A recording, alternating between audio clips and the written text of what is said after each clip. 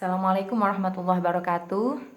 Video kali ini saya mau bahas tentang tips bagaimana sih biar kita bisa mendidik anak-anak kita untuk bisa menjadi orang yang soleh solihah. Tentunya itu jadi impian para bunda sekalian ya. Ini bukan maksud saya mengajari, ini cuma berbagi pengalaman dari proses belajar saya bagaimana kita bisa menjadi orang tua yang baik. Pola asuh yang benar bagaimana sudah saya praktekkan dan saya merasakan manfaatnya. Sebelum saya berbagi tips ini, saya mau berbagi pengalaman bahwa ketika saya melakukan pola asuh anak pada dua anak saya itu, saya suka belajar melalui video-video dari para pakar pola asuh anak. Saya juga suka baca-baca buku ya.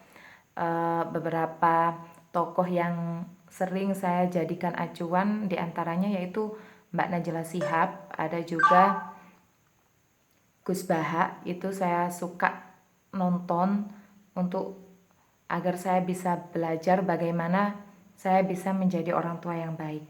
Nah, yang sering saya jadikan andalan ketika saya melakukan pola asuh terhadap anak saya, pertama itu saya menentukan tujuan belajar di tiap tahap perkembangannya. Nah, konsep ini saya adopsi dari Mbak Najla Shihab, di mana ketika kita mengajar baik itu murid ataupun anak, kita harus menentukan tujuan belajar.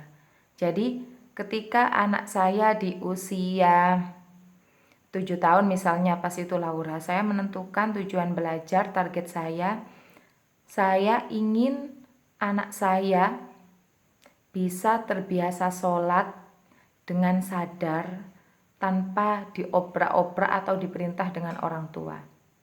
Nah, atau untuk saat ini misalnya Bilqis usia 3 tahun, saya ingin Bilqis itu mulai bisa belajar ngaji, mulai bisa mengenal Al-Quran, dimulai dari hafal huruf hijaiyah gitu.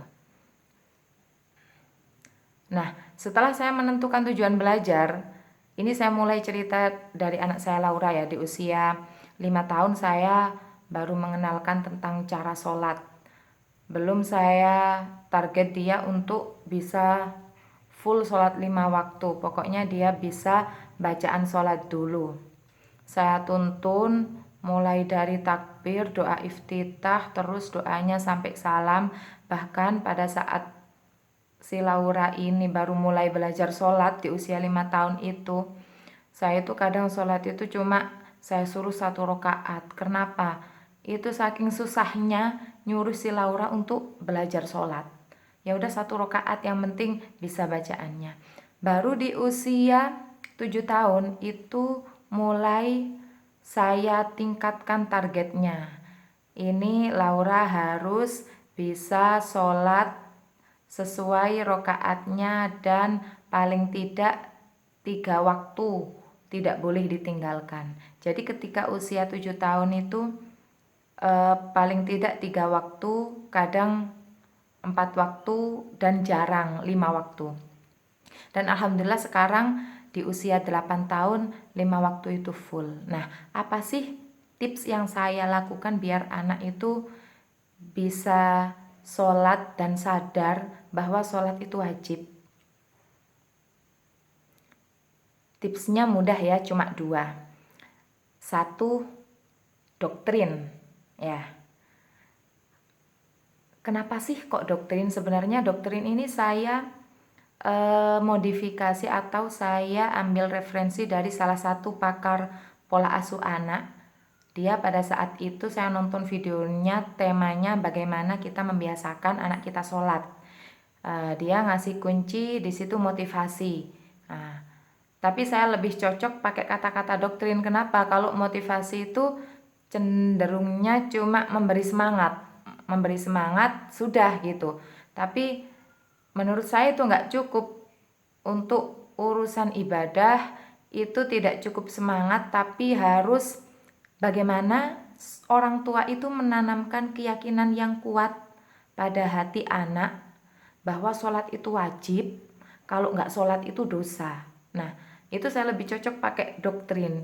Jadi itu bisa menjadi sebuah keyakinan kuat yang tertanam, yang nggak boleh ditinggal. Jadi bukan sekedar saya semangat sholat, saya harus sholat, saya semangat, bukan kayak gitu. Tapi kalau saya meninggalkan sholat, itu saya akan berdosa, balasannya neraka. Nah, gimana sih cara saya menanamkan doktrin tentang keyakinan kewajiban sholat pada anak saya? Itu yang pertama saya kenalkan tentang adanya surga dan neraka. Surga itu tempatnya kenikmatan, apapun bisa kita dapatkan di sana, dan neraka itu isinya adalah siksaan, api. Bagaimana kita merasakan panasnya api? Coba kalau tangan kita dibakar di api, bagaimana rasanya? Nah, seperti itu. Nah, doktrin ini tidak hanya sekali atau dua kali dikatakan atau diceritakan pada anak, tapi sering. Tiap kali anak sholat terus terasa males, itu sering dikatakan doktrin ini. Dan tidak hanya satu macam doktrin ini yang sering saya ceritakan pada si Laura. Kadang juga saya ngasih perumpamaan melalui kejadian yang dialami Laura. Misalnya pas itu yang sangat manjur sekali ketika si Laura sakit ya. Sakit pas itu lumayan parah karena sampai dirujuk ke rumah sakit besar ya, rumah sakit Malang. Itu didiagnosa oleh dokternya sakit ITP. ITP itu semacam autoimun yang menyerang trombosit. Jadi pada saat itu Laura terjadi pendarahan dari dalam perutnya, itu keluar dari mulutnya, dan sempat nggak boleh makan apapun kecuali minum susu sampai kalau nggak salah seminggu lebih. Nah, pada saat itu saya manfaatkan. Saya bilang sama gini, Laura, ketika dia mau sembuh, dia sudah diperbolehkan makan, saya bilang gini, Laura, habis ini kamu sekarang kan sudah dikasih sembuh ya, yang ngasih sembuh itu Allah ya. Kalau kamu sudah dikasih sembuh ya kamu harus berterima kasih. Nah, kalau Allah mau ngasih kamu sakit lagi gara-gara kamu nggak berterima kasih, ya kamu akan dikasih penyakit lagi. Caranya terima kasih gimana sih ya? Menjalankan perintahnya, waktunya sholat-sholat. Loh, kalau kamu dikasih sakit lo nggak enak, nggak bisa makan, nggak bisa main, nggak bisa sekolah. Sekarang kalau kamu dikasih sembuh pas nggak bersyukur, ya apa kamu mau dikasih sakit lagi? Nah, hal-hal semacam itu sering saya utarakan untuk menanamkan keyakinan agar semakin kuat. Nah, alhamdulillah setelah si Laura sembuh dari penyakit itu sadar, ya. Jadi disuruh sholat itu nggak sambil marah-marah, nggak terus bantah, menolak, tapi langsung dilakukan. Walaupun kadang masih nunggu nanti dulu tapi tetap dilakukan. Dan itu alhamdulillah sampai sekarang 5 waktu full. Bahkan yang saya takjub itu ketika Laura itu telat sholat, umpamanya ketiduran gitu ya, Isya tidur dulu terus kesubuhan, itu nangis, takut dosa katanya, takut dosa gara-gara nggak sholat Isya, telat sholat Isyanya. Itu tips yang pertama. Tips yang kedua itu adalah pembiasaan. Nah, pembiasaan itu yang lumayan sulit.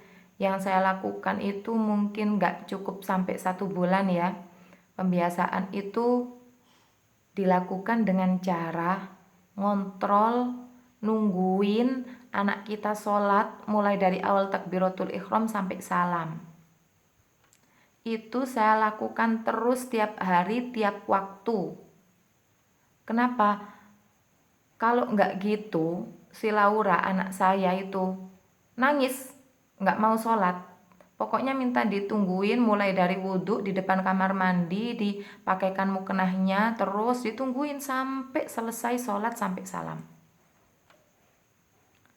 Lah terus Gimana kalau kayak gitu? Ya harus dilakukan. Kalau kita pengen anak kita sholat, mau sholat sampai dia terbiasa mandiri, bisa sholat sendiri, ya apapun kita lakukan, mau ditungguin, mau sampai 1 bulan masih belum bisa sholat sendiri, ditungguin terus sampai dia bisa sholat sendiri tanpa kita tunggu. Nah, itu tentang eh, trik atau tips bagaimana agar anak kita sadar melakukan sholat sendiri 5 waktu tanpa bolong.